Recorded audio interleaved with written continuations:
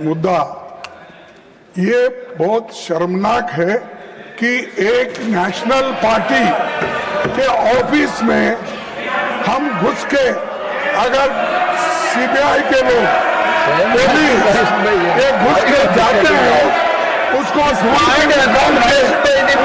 Arrest करने की बात करते हैं।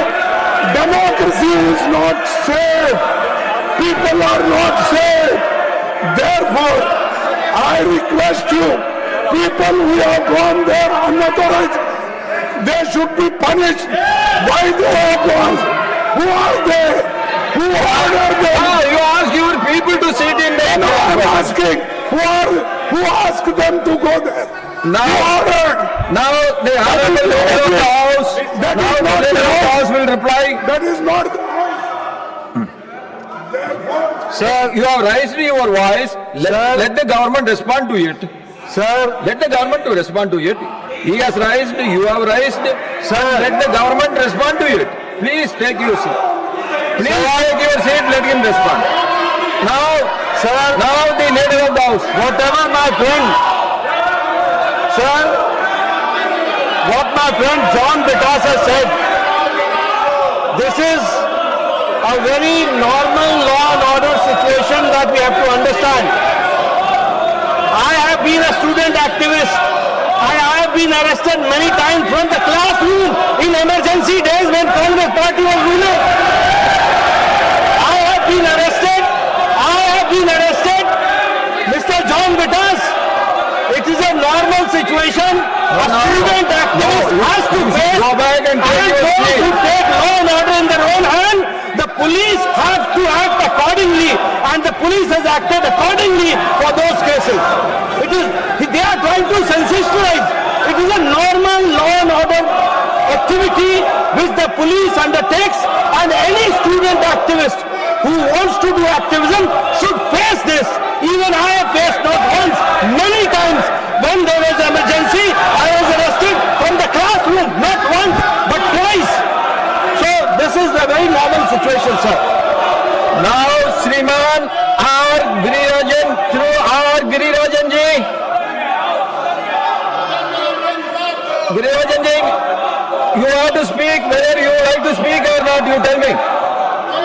You don't want to speak, then I am calling the other member. Shriman Madan Rathore ji. Shriman Madan Rathore ji. CPM issue है। Issue को सभापति महोदय, मैं आपके माध्यम से एक ऐसा विषय उठा रहा हूं जिसका सामना सबको करना पड़ रहा है। वो है कि जो ट्रैफिक व्यवस्था देश में सुधारने की जरूरत है, इस विषय पर मैं ये ध्यान आकर्षित करना चाहता हूं। हम अपना समय मैनेजमेंट करके निकलते हैं, लेकिन जो ट्रैफिक की समस्या का सामना जब करना पड़ता है तो यथा समय पहुंच नहीं पाते। कई बार ऐसी भी स्थिति बनती है कि जब समय अधिक लेकर के निकलते हैं और आसानी से जल्दी पहुंच जाते हैं तो वहां पर भी हमारा समय खराब होता है। इसके लिए ट्रैफिक मैनेजमेंट की आवश्यकता है। मैं आपके माध्यम से हमारे देश के प्रधानमंत्री आदरणीय नरेंद्र मोदी जी को और राजस्थान के मुख्यमंत्री भजन लाल जी शर्मा को धन्यवाद देना चाहूंगा कि अभी हमारे जयपुर में मेट्रो से फेज सेकंड का उन्होंने शिलान्यास किया, तो इसके लिए निश्चित रूप से ट्रैफिक व्यवस्था में सुधार होगा। मैं आपका ध्यान आकर्षित करना चाहूंगा, राजस्थान के कोटा में इस प्रकार की व्यवस्था की गई है कि जो भी चौराहे हैं वहां पर या तो अंडरपास बना दिया या ओवरब्रिज बना दिया, ताकि कहीं पर भी सिग्नल पर रुकने की जरूरत नहीं पड़े। इस प्रकार की व्यवस्था राजस्थान सरकार ने की है। मैं इसके लिए राजस्थान सरकार को और केंद्र में हमारी केंद्रीय जल परिवहन मंत्री जी का भी धन्यवाद देना चाहूंगा। सभापति महोदय, कई देशों में हमने देखा है कि वहां पर लोग मेट्रो से सफर करते हैं और बड़े बड़े अधिकारी भी, चाहे कलेक्टर हो, एसपी हो या कोई मंत्री हो, वो भी मेट्रो से सफर करके और वहां उतर करके साइकिल लेकर अपने गंतव्य तक पहुंचते हैं। तो ये व्यवस्था यदि हो गई तो निश्चित रूप से इसका लाभ स्वास्थ्य पर भी पड़ेगा, प्रदूषण का समाधान भी होगा। ये व्यवस्था हमारे हिंदुस्तान में होनी चाहिए। अनेक ऐसे जो चौराहे हैं वहां पर अंडरपास बने, ओवरब्रिज बने, ताकि जो ट्रैफिक की समस्या का समाधान हो सके। अनेक स्थानों पर अव्यवस्थित पार्किंग हो जाती है, गाड़ियां खड़ी कर देते हैं जिससे कि मार्ग सुलभ नहीं होता। ऐसे पार्किंग के लिए भी कुछ स्थान चिन्हित करने चाहिए ताकि वहां पर पार्किंग हो सके, वाहनों की पार्किंग हो सके, लोगों को आवागमन में असुविधा नहीं हो, समय से बच सके, इसके लिए ऐसी व्यवस्था करना चाहिए। मैं ध्यान दिलाना चाहूंगा कि कांग्रेस के बड़े नेता ये हंगामा कर रहे हैं, इन्होंने ट्रैफिक सुधार में कोई व्यवस्था नहीं की।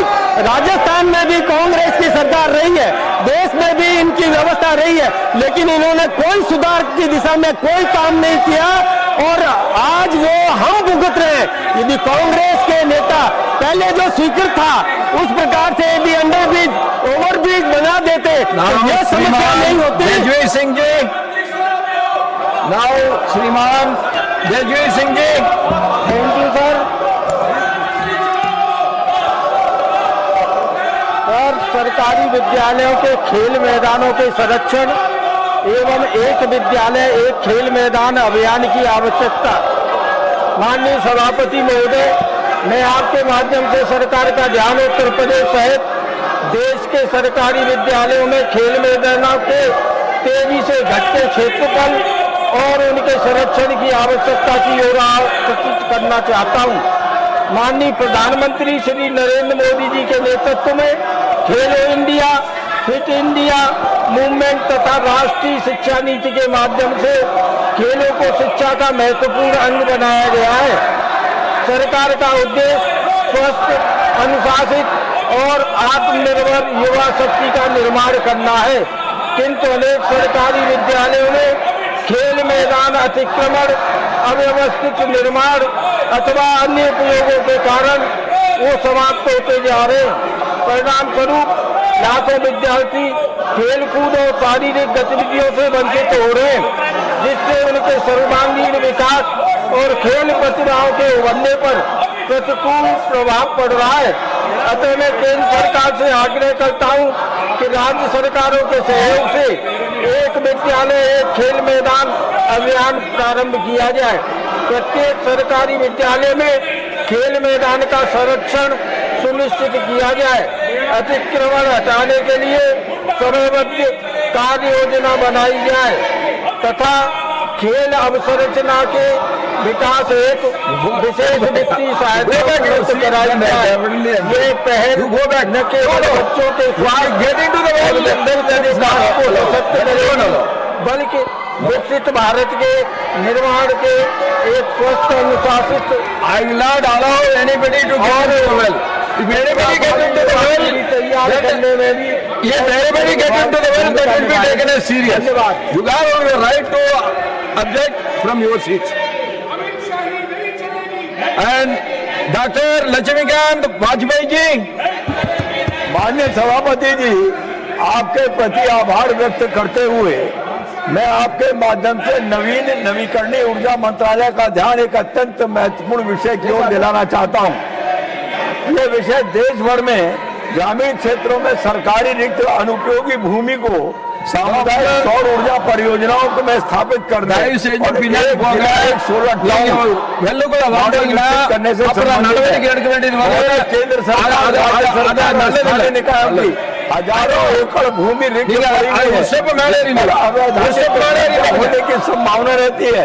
दूसरी ओर देश ऊर्जा सुरक्षा, हरित ऊर्जा, कार्बन उत्सर्जन में कमी और विकसित भारत 2047 के लक्ष्य की दिशा में तेजी से आगे बढ़ रहा है। यदि रिक्त सरकारी भूमियों का उपयोग सामुदायिक सौर ऊर्जा परियोजनाओं के लिए किया जाए तो यह भूमि राष्ट्र निर्माण में का माध्यम बन सकती है।